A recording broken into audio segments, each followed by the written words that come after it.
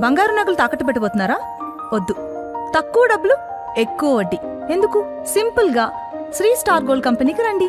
German technology, purity check, best online రేట్లో అమ్మి 2 minutes లో క్యాష్ ని ఇంటికి తీసుకువెళ్ళండి. ప్రశాంతంగా ఉండండి. ఒక పక్క మన బిడ్డలు రాష్ట్రం కోసం మన ప్రాణత్యాగం మనం చేసుకుంటే, సినిమా యాక్టర్ అయిన పవన్ కళ్యాణ్ ఆనాటి నుంచి ఈనాటి వరకు మనకు వ్యతిరేకమే. ఇవాళ కూడా ఆయన మాట్లాడుతున్నాడు, తెలంగాణ నాయకుల దిష్టి కళ్ళతో కోనసీమ పాడైందంట. మనం ఎన్నడూ దిష్టి పెట్టలేదు. కోనసీమ బాగుంది, కోనసీమ ఎందుందో అట్లా తెలంగాణ కావాలనుకున్నాం తప్పితే ఏనాడు కూడా తెలంగాణ బిడ్డలకు మనసు చిన్నగా ఉండదు, పెద్దగా ఉంటుంది, పెద్దగా ఆలోచిస్తాం. మేము ఇప్పుడు కూడా చెప్తా ఉన్నాం, పవన్ కళ్యాణ్ గారు మా రాష్ట్రం ఏర్పడి 12 సంవత్సరాలే. ఈ 12 సంవత్సరాల్లో మేము ఇప్పుడు కూడా ఒకటే మాట అన్నాం, జై తెలంగాణ, జై ఆంధ్ర అన్నాం. తెలంగాణ ఎంత బాగుందో ఆంధ్ర కూడా బాగుండాలన్నాం. నేను ప్రత్యేకంగా లోక్సభలో నిలబడి ఆంధ్రకు ప్రత్యేక హోదా కూడా ఇవ్వాలని అడిగిన. మేము తెలంగాణ వాళ్ళం ఎప్పుడు కూడా పక్కోని గుంజుకోవాలని చూడం. పక్కోడు బాగుంటే మా కళ్ళు మండయి.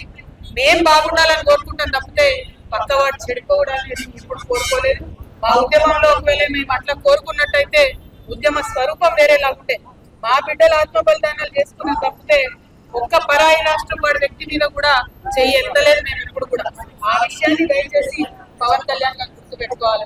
ఆనాడంటే మీరు సినిమా యాక్టర్ ఏమన్నా నడిచింది, ఇవాళ మీరు డిప్యూటీ చీఫ్ మినిస్టర్. మీరు ఆంధ్రప్రదేశ్ యొక్క ప్రజలను దేశవ్యాప్తంగా రిప్రజెంట్ చేస్తారు. మీరు మాట్లాడే మాటలు కూడా మీ ప్రజలకు ఆపాదిస్తారు. కాబట్టి జాగ్రత్తగా మీరు ఆలోచన చేసి మాట్లాడాలని నేను పవన్ కళ్యాణ్ గారిని కోరుతున్నాను. మరి అదే విధంగా రాష్ట్ర ఉద్యమంలో అమరులైనటువంటి వారికి మరొకసారి మనస్ఫూర్తిగా నివాళులర్పిస్తూ ఉద్యమకారులకు సంబంధించి 250 గజాల జాగా, పెన్షన్, అదేవిధంగా గుర్తింపు కార్డు ఏదైతే కాంగ్రెస్ ప్రభుత్వం ఇస్తానో డిసెంబర్ 9 నాడు ఖచ్చితంగా అనౌన్స్ చేయాల్సిందే. చేయకపోతే మాత్రం ఉద్యమకారులందరం కూడా గవర్నమెంట్ భూములు చేసుకుంటాం, చట్టాలు మొత్తం పోరాటాలకు జై తెలంగాణ, జై తెలంగాణ, జై తెలంగాణ.